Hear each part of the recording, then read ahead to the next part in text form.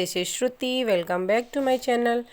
तो आज मैं एक मल्टीपर्पज़ ऑर्गेनाइज़र बनाऊंगी इस फूड कंटेनर से, जो बहुत ही सिंपल तरीके से बनाएंगे हम इन आइसक्रीम स्टिक्स को यूज़ करके। तो आप देखिए और आप भी सीखिए कैसे बनाते हैं। तो आइए शुरू करते हैं इसको बनाना।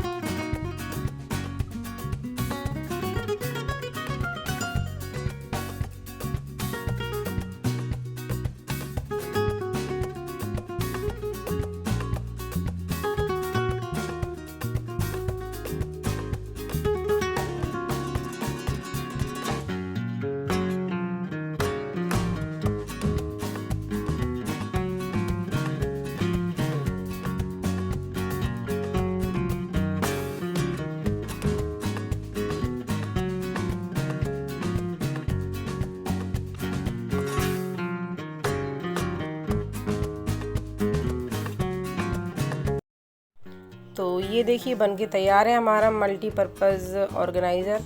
इसमें आप अपनी लिपस्टिक जो बिखरी पड़ी रहती हैं उनको रख सकते हैं इस तरीके से। और ये पेन स्टैंड ऐसे भी आप यूज कर सकते हैं इसको। पेन्स वगैरह आप अपने मार्कर्स वगैरह इसमें रख सकते हैं। ये देखिए,